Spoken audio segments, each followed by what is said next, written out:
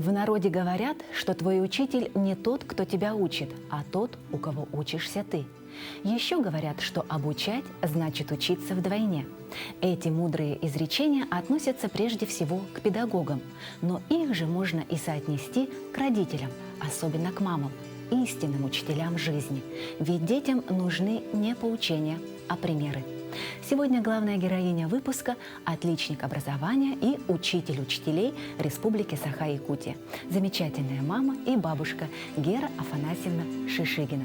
Она и поведает нам свою историю жизни, поделится детскими воспоминаниями, познакомит с самыми близкими людьми.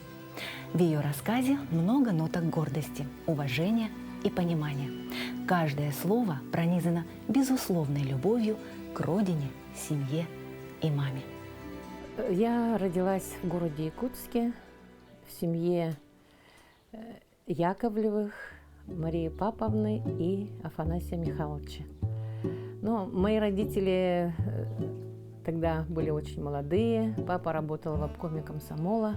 Но прожили в Якутске где-то, наверное, они тогда полгода, и затем его направили в горный район, и он работал в горном районе в райисполкоме. Прожили мы там где-то лет 5, и после этого папу назначили уже на работу в Верхнеколымский район, поселок Зарянка, вторым секретарем райкома партии. И когда мы туда приехали, там в основном было население русское. Были очень хорошие люди, ну, в основном все приезжие. В школе у нас работали учителя, все из центральных районов нашей страны. Мы не чувствовали разницу, где кто русский, кто якут там, или еще какой-то другой национальности. То есть мы были едины, но вот не было такого различия. Но при этом вот я могу сказать то, что мама всегда вот как-то старалась, чтобы мы знали якутский язык. И когда в детском саду, значит, я начала, ну, вот, слушаю, совсем по-другому дети разговаривают. И я маме говорю, пришла домой, я говорю, мама, аулар хайда хренага тыннык саңараллар. Мен тогда ничего не понимаю. И буквально через месяц я уже адаптировалась, начала говорить на русском, и вот после этого, значит, закончила там русскую школу, ну, то есть уже как бы русский стал моим главным языком в то время.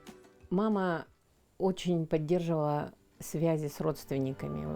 Она, правда, не так часто ездила, но вот первое время, когда мы переехали в Зырянку, это было очень далеко, и первые годы она не ездила на родину. Но обязательно там письма, что-то вот, какая-то связь все равно была. А дедушка, вот мы так далеко жили, он обязательно присылал нам такие большие посылки в Зырянку.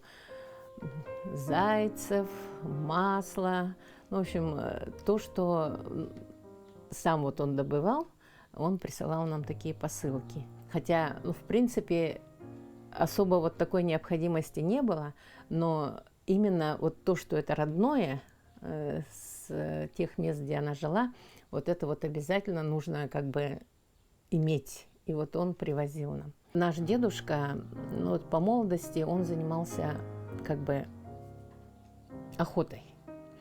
Любил охотиться, уходил в лес, вот он женился, первое время у него детей не было, и вот он все ходил по лесам, значит, как бы занимался охотой. А прабабушка моя Екатерина, она ему сказала, что вот это занятие, оно тебе ничего не даст. Потому что ты будешь ездить, дети будут сами расти, жене ты не будешь помогать, и, ну, и в семье достатка не будет. Поэтому ты лучше займись разведением скота. И вот сейчас я говорю все-таки от того, вот как ведут семью родители, от этого зависит, как дальше уже живут их дети. Во многом это зависит, потому что именно из-за того, что дедушка с бабушкой, вот бабушку тоже вела хозяйство очень хорошо, домашнее, да, а дедушка вот занимался именно разведением скота, Хозяйство такое у него было, ну, можно сказать, для тех времен такое прогрессивное.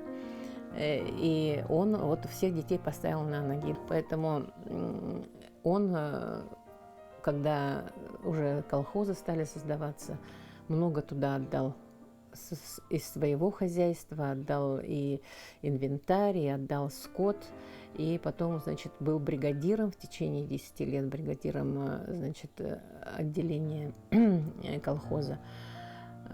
Очень, очень такой труженик был. Даже уже в преклонном возрасте он никогда не сидел. Вот даже такой пример могу привести, когда мы приехали после свадьбы летом туда, в Этекель, он, значит, видимо, решил проверить зятя Спиридона, дал ему косу и повел, значит, во двор магазина рядом стоящего. И говорит, ну вот коси. Ну, я-то косу знал, не впервой. Только эта тупая коса была, которую никогда не косили. Но я наточил. Через некоторое время он пришел и стал прям проверять, там осталось где-то что-то или нет. Ну, трава редкая была. Когда редко трава, косить-то плохо. Когда густая, там легче. Ну, и поэтому некоторые оставались травинки. И он за мной ходил и эти руками рвал. Но ничего не сказал. Был доволен тем, что зять работящий, косить умеет, и поэтому успокоился.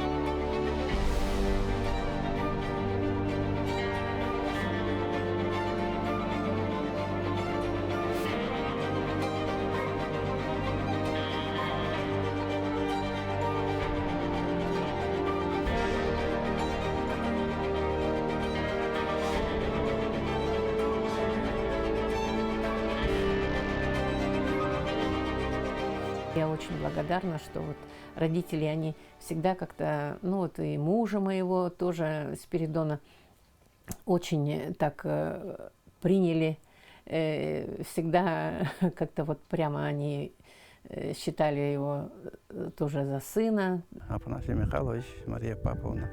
Мы с тещей-то очень ладили. И как очень вкусно готовила. Первое время я обязательно 3 тарелки супа. Ну, так вкусно. И это молодой был, кушал, хорошо кушал. Ну, познакомились, конечно, мы в студенческие годы. Учились на физмате вдвоем. Он-то учился на математика, а я училась на физика. Но он был старше меня на 2 года. Жили в одном общежитии, в 13-м корпусе. Познакомились, и когда я заканчивал, мы сыграли свадьбу. И я приехал работать вот в Покровск на родину жены. И с тех пор здесь в трудовой книжке 2 записи. Первое, я начал работать в Кирзаводской школе, Покровской 8-летней школе номер 1. Год поработал и перевели учителем пизмат-классов в Покровской средней школы. Вот с тех пор там работаю. 92-го года директор, получается 30 лет.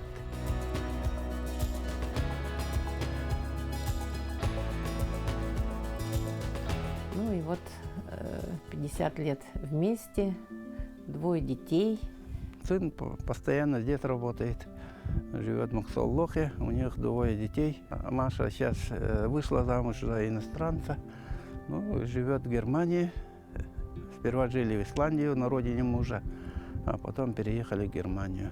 У них 3 детей. Так как я живу сейчас за границей, у меня вот такой вот сильный идет интерес к своим корням, да, и оказывается, все намного усиливается, когда ты живешь здесь, и все у тебя есть, и бабушка, и мама, и тетя, и дядя рядом, это как-то воспринимается, ну, как обычно, как естественно, так оно должно быть, но когда ты уже где-то там одна, сама, ты понимаешь, оказывается, какая связь у тебя с твоими родственниками. Я много тоже читала, именно что в роду самое главное все равно бабушка по маме. И получается, что действительно так и было. Все наше детство у нас связано именно с бабушкой, с дедушкой.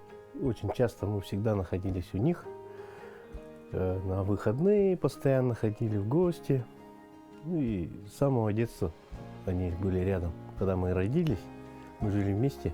Она заложила вот основы нашего, можно сказать, как мы сейчас живем, то благодаря тому, что у нас была такая бабушка, которая воспитала наших мам, потом помогла им в жизни, и когда уже они свои семьи образовались, направление, как все должно быть.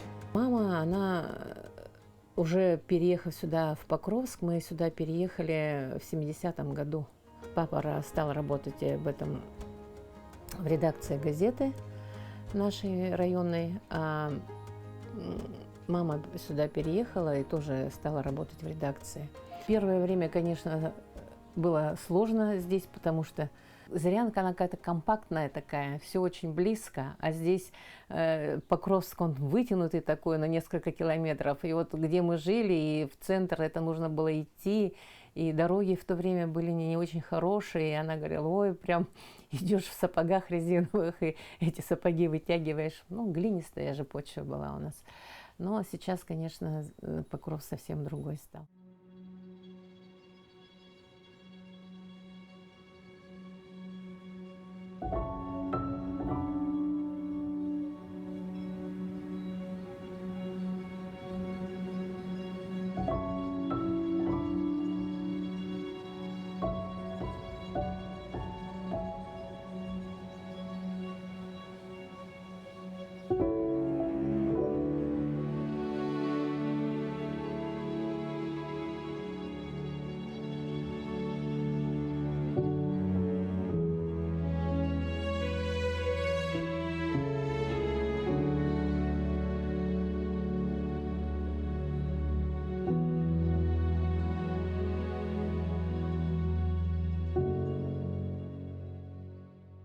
Покровск, конечно, для меня это сейчас мой родной город, столько времени здесь.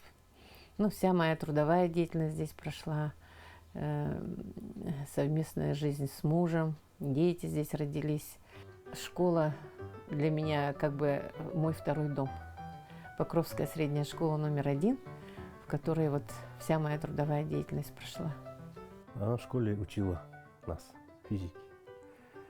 Ну и я на уроке ответил, она мне поставила 3. Я дома, когда у нее спрашиваю, почему ты мне 3 ставишь? Она мне говорит, ну, может быть, ты даже на 4 ответил, но ты должен отвечать все время на 5. Я всегда буду немного снижать тебе баллы. Вот такой был. Конечно, она учитель. Учитель – это такая профессия, все, наверное, знают, что учителю очень много приходится заниматься своей работой. И, возможно, я такого не чувствовал, но говорили, что вот учитель, он очень мало времени уделяет своим детям. Я бы так не сказал. Никогда такого не было, чтобы, когда тебе нужно, чтобы мама там была рядом или помогла, чтобы ее рядом не было. Она всегда рядом, всегда можно к ней обратиться за советом, за помощью. Она всегда поможет, посоветует, как поступить в той или иной ситуации. Ну и чувствую, что, вот, допустим, ее, вот, кого она учила в школе, тоже все время Гера Афанасьевна очень уважительно относится тоже к маме. Говорят, что посредственный учитель излагает, хороший учитель объясняет, выдающийся показывает, а великий вдохновляет. Дети и ученики Геры Афанасьевны признаются, что она именно вдохновляла. Все ее уроки были познавательны, интересны и увлекательны. Сама же наша героиня окрылялась благодаря матушке природе и набиралась сил у великой реки Лены. Вот как-то то, что река есть, вот это вообще, конечно, очень здорово, потому что там, где река, там как-то вот время по-другому идет, мне кажется. Когда уезжаю куда-то и там нет реки, мне как-то вот не хватает воздуха.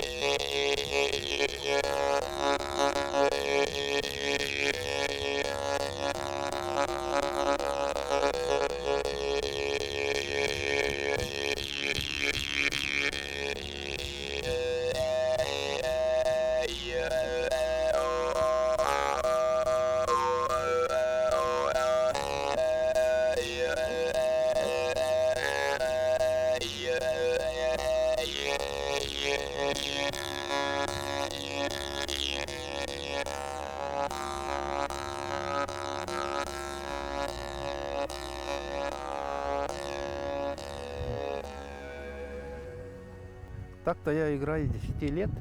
Получается, это уже 60 лишним лет я дружу с хомусом.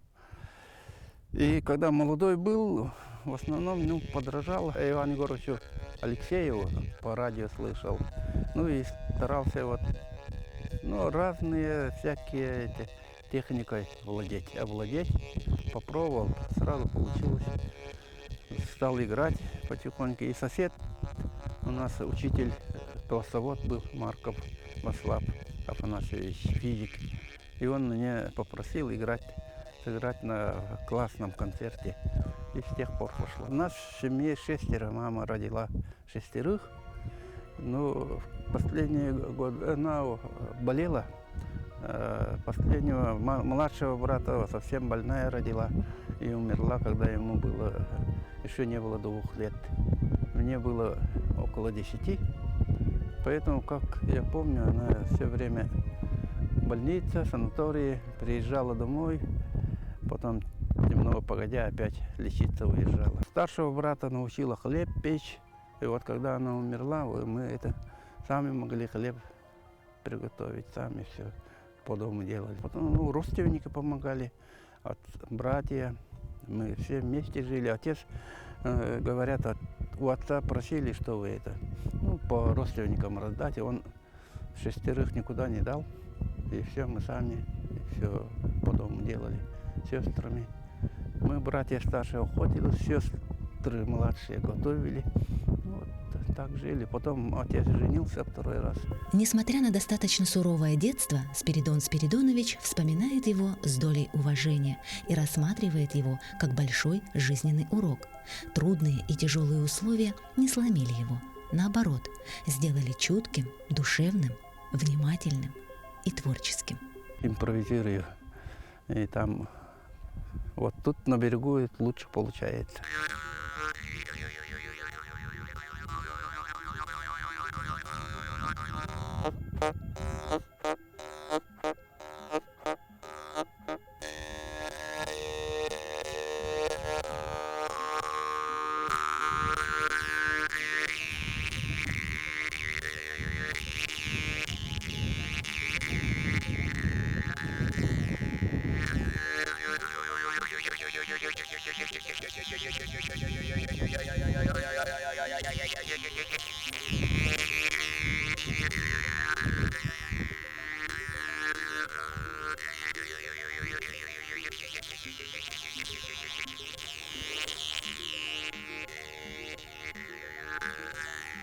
Есть такая якутская поговорка, как мимо окна пролетает птица, точно так же и проходит жизнь человека. Вот оказывается, с возрастом ты это очень понимаешь. Но сама мама была очень общительная, с людьми очень так хорошо могла общаться, всегда как-то вот прислушивалась к людям, ну, умела их слышать, слушать. И, ну, видимо, поэтому у нее было много знакомых. После 18 лет она ушла уже как бы из дома, стала работать на метеостанции, там, где работал ее брат старший Алексей. И, живя в Крисхальжае, вот они познакомились с папой. А папа как раз в то время закончил юридическую школу в Якутске и поехал туда работать судьей. Они там познакомились. Я у нее спрашивала, а как ты видела дедушку, да, что, на что ты обратила внимание? Ну, она говорит, на него просто было невозможно не обратить внимание. Он зашел такой высокий, в шляпе, у него было такое пальто, дипломат. Но тут тоже нужно, я думаю, сказать о дедушке, потому что он же со второго жемкона, и как бы у них достаточно бедная семья была. Бабушка, ну как бы мама дедушки, она все деньги не собирает для того, чтобы дети поступали, в Москву ездили учиться. Это же какие года тогда, да? Даже сейчас мы думаем, поедут ли наши дети. Но вот наш дедушка и все его братья, они выучились. Вот, и вот этим он прямо поразил нашу бабушку. И она всегда за ним тоже, куда дедушка поедет. Он работал в Горном Улусе, потом он ездил вот в Зырянки, Среднеколымский Улус. Она везде за ним, за ним, за ним.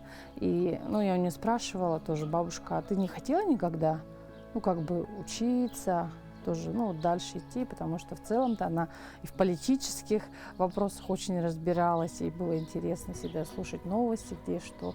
Но она сказала, что, ну, у меня не было времени, всегда были, ну, 5 детей, нужно готовить, всегда были гости, потому что дедушка у нас очень любил, ну, такие дебаты, что когда он был журналистом, у нас вообще все ведущие журналисты там социалистической Якутии, да, у тех, это было, конечно, вообще поразительно. Бабушка готовила там человек 20, да, после вот каких-то муняхов, они все шли к нам. Это, конечно, поразительно, как бабушка все это собирала, готовила. У нас прямо тазиками мететели были, вот, ведрами морс. Я сидела там тоже в комнате, и если что-то там начиналось, дедушка говорит, а теперь мы даем слово нашей молодежи. И ставил меня на стул и говорил, а что ты думаешь по этому поводу? И вот я думаю, что с тех лет я уже как-то, ну, у меня нету такого большого барьера, и я могла выступать, сказать свое мнение так открыто. Вот вы не правы, там, да, и он так раз, потом со стула, все хорошо, мы тебя услышали, и обратно так. Потом я бежала на кухню, бабушка говорила, спрашивала, кто там, что, как ведет, кто что, это что, ты там давай подрегулируй. Это, конечно, так вот.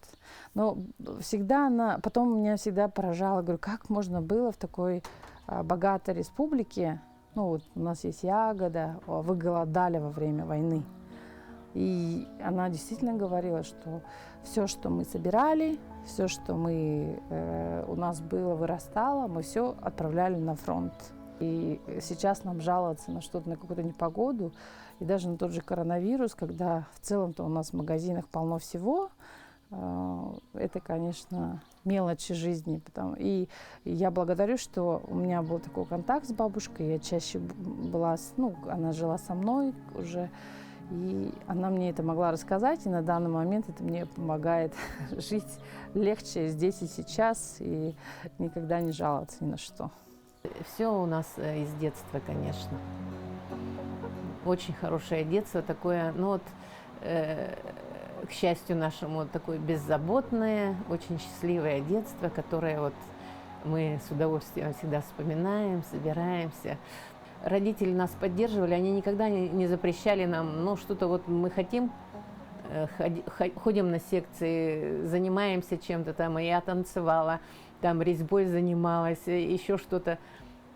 Хорошо. Самое главное, чтобы ты чем-то занималась. Вот это как бы являлось главным, чтобы интерес был к чему-то. И мама очень следила за тем, чтобы мы всегда были чем-то заняты. Конечно, вот порядок в доме – это ну, просто непререкаемое, конечно, правило. И если нам куда-то надо идти, мама говорила, так, вот вам надо это сделать, то сделать. Значит, мы должны вот это сделать, и после этого спокойно могли куда-то пойти. Так что, ну, с одной стороны, ну, мы знаем, что дети хотят сразу уйти, да, как-то не очень хотят этим заниматься.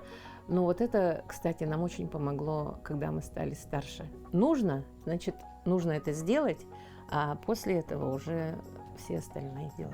Она меня оставляла, но я была за старшую. Все мои братишки двоюродные, они были где-то на 2-3 года меня младше. И она говорила, так, полы помыть, Маша, посуду помыть, свинью накормить, куриц накормить, траву там сорвать, кроликам дать, прополоть картошку. А я так, да, конечно, бабушка, да, конечно, бабушка. Она уходила, дверь закрывалась. Я говорю, так, кто идет купаться? Они все такие, я. Так, ты идешь свинью накормишь, ты идешь там посуду, и сама лежу там на лодочке, плескаю там. Это кто первый? Иду еще проверяю, там посуда жирная, не жирная, потому что бабушка обязательно бы сказала что-то, да. И вот таким образом у меня тоже развивались на этом этапе, благодаря моей бабушке, лидерские, организаторские вот эти навыки делегирования, вот, за что я очень благодарна. Благодаря бабушке также у меня очень была развита логика, потому что она могла сказать «бараре, но бараре, аларе». И что принести, там никаких подробностей не было.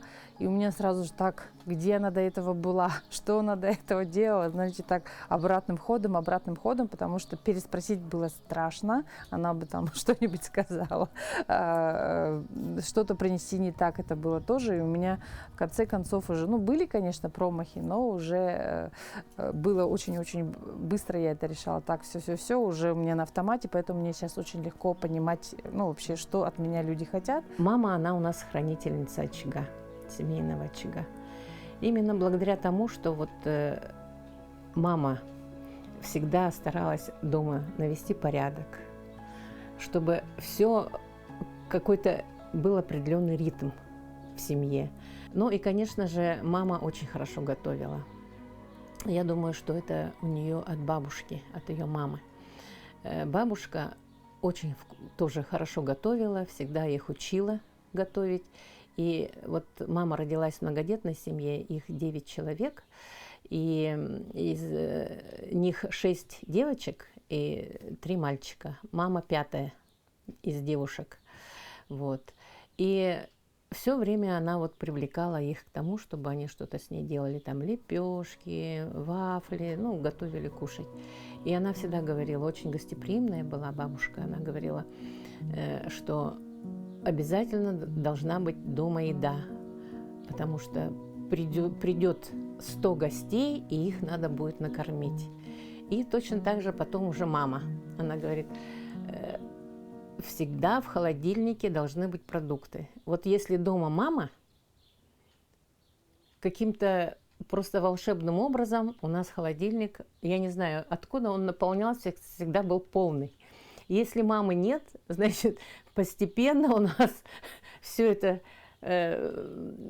как бы съедалось, и в холодильнике было пусто. Вот я не знаю почему, когда мама была, холодильник всегда был полный, всегда можно было что-то найти покушать. Я являюсь внуком моей любимой бабушки Мария Паповна. Моя мама Августа Афанасьевна, средняя дочка. И каждые каникулы, каждое лето мы приезжали в наш любимый Покровск. Место селекционное, вот мы сейчас сидим. Ну, смотря вдаль, конечно же, я как будто окунаюсь в детство, как мы бежали с дома купаться. Потом бабушка нас звала. И ой, какие были вкусные оладушки у нее. Готовила блинчики. И что характерно, то что всегда была еда. Даже вот, скажем, вот холодильник был пуст, но как будто вот всегда откуда-то появлялась еда. Бабушка нам в детстве очень рассказывала про свою жизнь. Постоянно перед сном рассказывала истории жизненные, как они жили раньше, что они делали, как вообще, как трудились. И мы видели, что вот мы знаем и сейчас и видели, вот наша бабушка, она такой вот очень была трудолюбивая. Именно вот благодаря ей, может быть, сейчас вот он дало нам то, что мы вот такие дружные. Она научила нас дружить, дружбе. Вот мы сейчас как бы вот семьями, вот у нас сколько семей, вот двоюродные сестры, как бы у нас сестра двоюродная семья, еще сестра двоюродная семья, мои родные братья семьи, мы постоянно дружим. И наши дети, то есть правнуки уже Марии Павловны, моей бабушки, они тоже дружны. Моя дочка мне постоянно говорит, старшая, ей 16 лет сейчас, вот мы, говорит, смотрим на вас и видим то, что вот мы тоже будем дружить, потому что вы дружите. А это из чего идет? Из-за того, что это вот бабушка нам это все привела. С детства она вот, будьте дружны, не ссорьтесь. Ну, всякое в жизни может быть, но всегда друг друга поддерживайте. И именно вот эта поддержка, вот как бы сейчас вот семейная поддержка, вообще в жизни главная семья. Она была из семьи, как бы, где вот труд именно, труд. Отец у нее был очень трудолюбивый человек, по рассказам про дедушка наш. И она постоянно вот так же трудилась, работала. И вот это вот тоже, наверное, передалось ее детям и, может, нашим внукам тоже. Кто рано встает, тому Бог подает, есть, да? Это на русском. А на якутском «Эрде турбут чичах томсун соттор, хоют турбут чичах харан хастар». То есть тот, кто рано встает, он и покушает, все успеет. А тот, кто поздно встает, значит, он только может глаза потереть. Бабушка это как такое большое могучее дерево. И от нее идут такие корни. А корни это вот мы.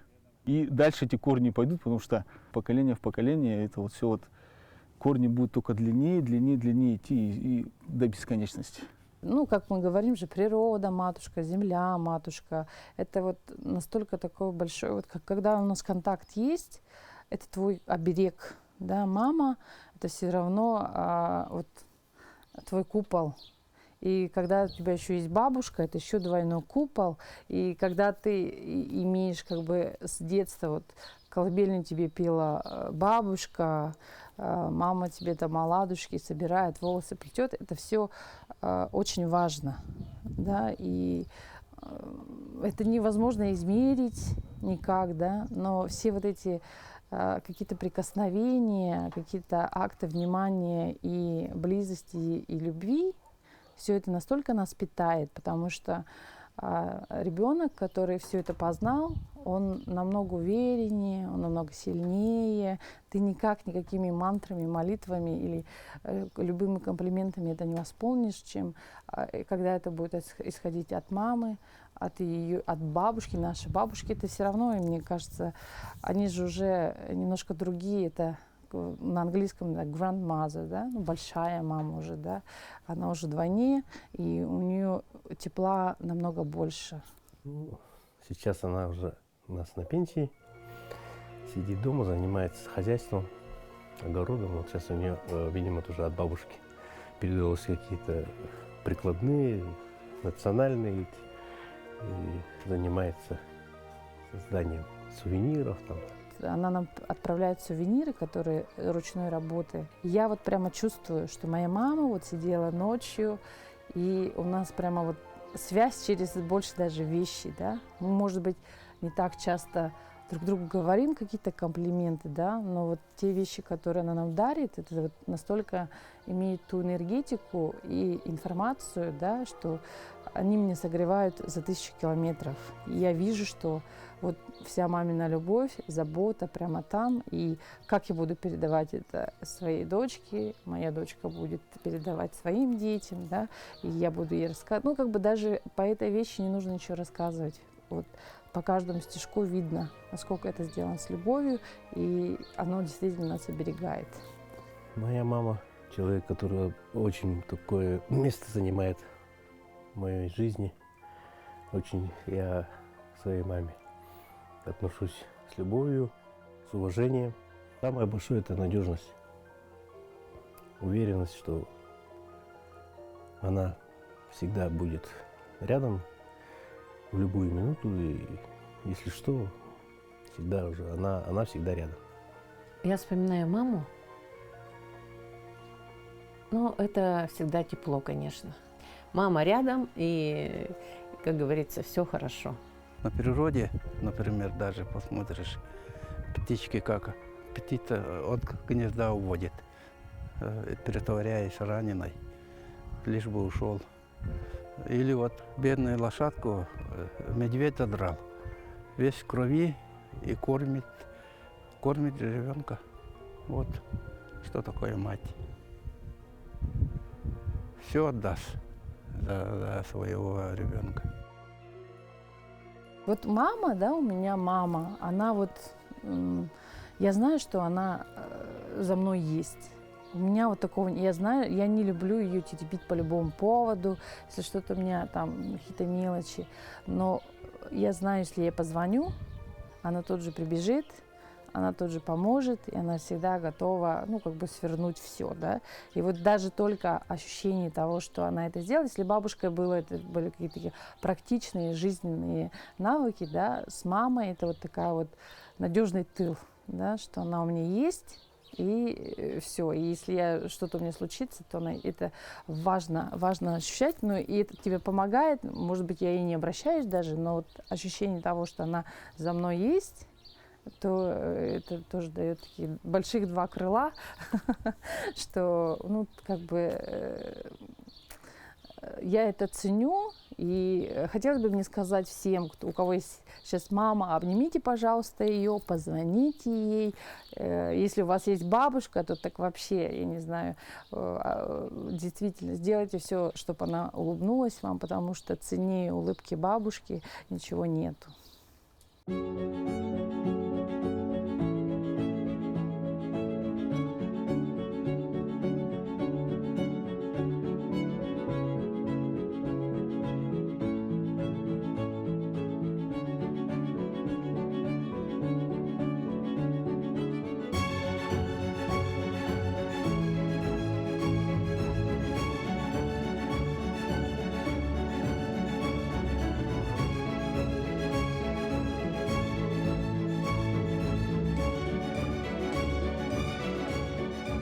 Что может быть дороже улыбки самого родного и близкого человека? Только сама улыбка, за которую многие готовы отдать полцарства, чтобы увидеть ее вновь. К сожалению, физически это невозможно, а вот сохранить душевное тепло в своих сердцах вполне реально, даже если родные люди давно уже ангелы. Ну а если вы не верите в ангелов, просто посмотрите в глаза своей мамы.